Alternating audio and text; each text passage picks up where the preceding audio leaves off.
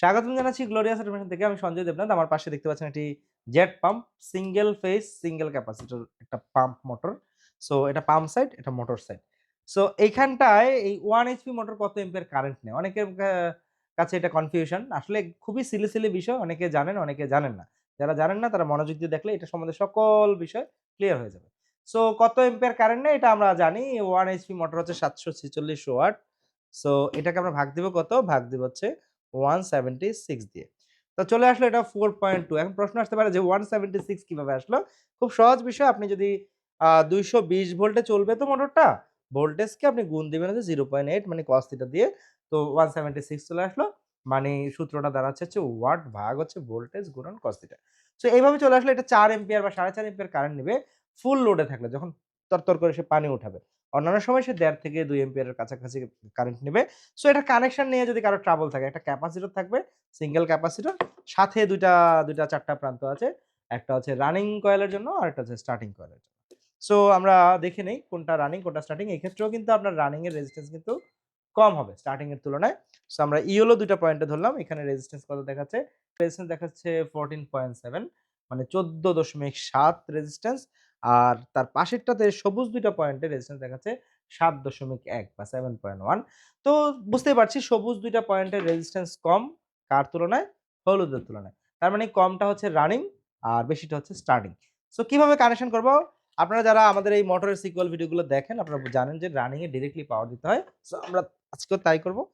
আ মনে আছে কিনা এটাতে হচ্ছে রেজিস্ট্যান্স কম ছিল। 7 সামথিং ছিল, এখানে আমরা ডিরেক্ট পাওয়ার দিয়ে দিব। খুবই সহজ কানেকশন, জাস্ট এসি কোডটা আমরা রানিং এ দিয়ে দিলাম।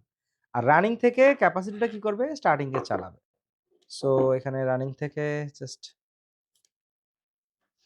মেইন ফেজটা নিলাম, নিয়ে হচ্ছে জাস্ট আমরা স্টার্টিং এ দিয়ে দিব। আচ্ছা, এক্ষেত্রে কিন্তু নিউট্রালটা দিতে হবে। আমরা নিউট্রালটা দিয়ে দিব। ওকে, তো দেখতে আমাদের কানেকশনটা হয়ে গেছে। এখানে বিষয়টা কি ছিল? আপনার রানিং কয়েলে ডিরেক্টলি পাওয়ারটা যাবে এসি কোড থেকে। স্টার্টিং কয়েলে ক্যাপাসিটর হয়ে পাওয়ারটা যাবে। নিউট্রালটা রানিং এবং স্টার্টিং ২ টাতে যাবে। খুব সিম্পল কানেকশন। কানেকশনটা আমরা চাইলে কমেন্ট বক্সে দিতে পারি, আপনারা দেখতে পারেন। সো এখন পাওয়ার দিয়ে চালানোর পালা। জাস্ট সিম্পলি চালাবো। আমরা এখানে পাওয়ার দিয়ে দিলাম। আমার মোটরটা চলছে। তো খুব স্মুথলি মোটরটা চলছে। আপনারা যদি এই ধরনের কানেকশন শিখতে চান তাহলে আমাদের প্রতিষ্ঠানে সরাসরি চলে আসতে পারেন, অথবা অনলাইনে আমাদের সাথে যুক্ত থাকতে পারেন। আমাদের পোস্টগুলোকে লাইক, কমেন্টস এর মাধ্যমে, শেয়ারের মাধ্যমে সবার কাছে পৌঁছে দিতে পারেন। আপনাদের মতামত শেয়ার করতে পারেন কমেন্ট বক্সে। আর সরাসরি যদি ট্রেনিং করতে চান চলে আসতে হবে ঢাকার ফার্মগেটে গ্লোরিয়াস অটোমেশন। এখানে পর্যাপ্ত সময় দিয়ে যথেষ্ট ধরে আপনাদেরকে শেখানো হবে হিসাব, ক্যালকুলেশন এবং ড্রয়িং ডায়াগ্রাম সহ। এবং প্রত্যেকটা পার্ট আপনি যতবার দরকার আপনি পার্টে সুন্দর করে প্র্যাকটিক্যালি শিখতে পারবেন। সো আমাদের এই যে আজকের পার্টটা শেখানো হয় হচ্ছে মোটর কন্ট্রোলিং কোর্সের মধ্যে। কোর্স ফি ৳৮,৫০০ এবং পুরো ১ মাস সময় নিয়ে আপনি সুন্দর করে ট্রেনিংটা করতে পারবেন।